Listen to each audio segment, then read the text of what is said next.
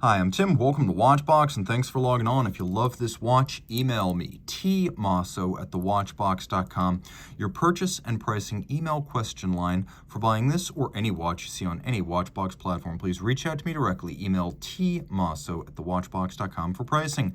Today, we're discussing a 2020 model year limited edition of 282 pieces, historically inspired but modern in fit, finish, and materials. This is the Zodiac Super Seawolf GMT Sherbet.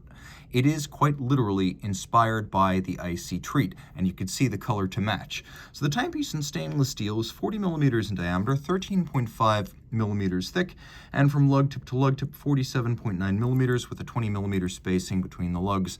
These days, Zodiac, as well as movement maker STP, owned by Fossil Group, so that's the corporate background, and the timepiece is relatively easy to wear on any wrist. Taking a look on my 16 centimeter circumference wrist, you can see it fits fairly flush because it does have a dramatically cupped case back. It actually nestles down and looks thinner than it is, wears thinner than it is. Across the wrist, it's fairly compact, and I would recommend this watch for a wrist as small as 13.5 centimeters in circumference. 40 millimeters in diameter, nice and slim, and with a lovely pivoted end link bracelet, it's narrow across the wrist.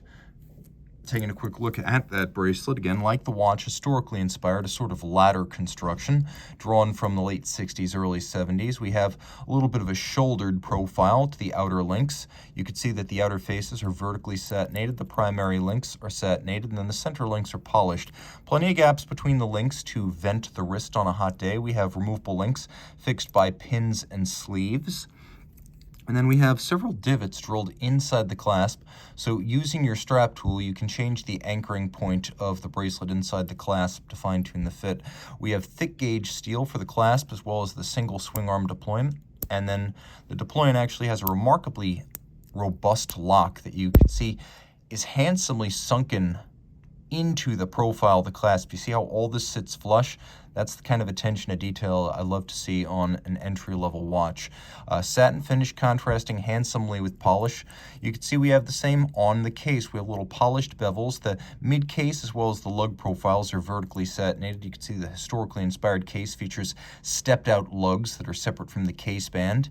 The lug hoods themselves are satinated, but the little shoulder bevels are polished. The lugs are squared off as a vintage watches lugs would be, and very much in the spirit of the 60s, we have a no-guard crown structure with a domed and polished Zodiac branded crown.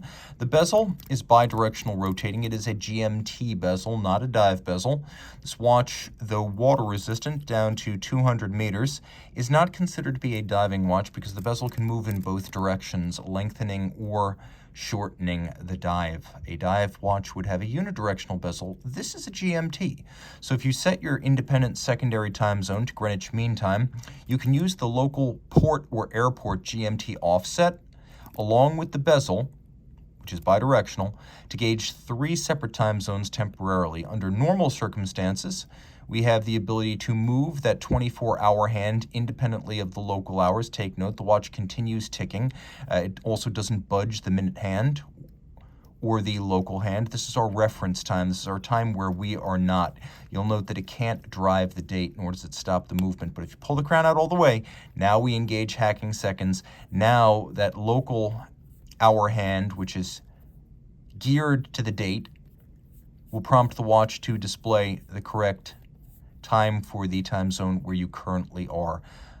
The 12-hour hand is your local hand. Now the dial is fairly upscale. It's a matte white with faceted rhodium-plated steel indices, and they are appliqué rather than printed. Taking a quick look at the watch in the dark, you'll appreciate that there is plenty of luminescence, and all 3 primary hands are luminescent. If you look carefully, you can also see that the travel time, the 24-hour hand, is also lumed, and there is a luminescent bezel with a blue lumed index.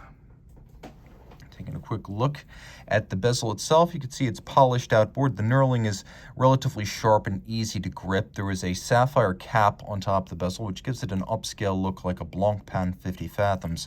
Underneath the reverse side, STP. That is Fossil's factory that makes its more upscale movements for it's Swiss labels, and Zodiac is one of those.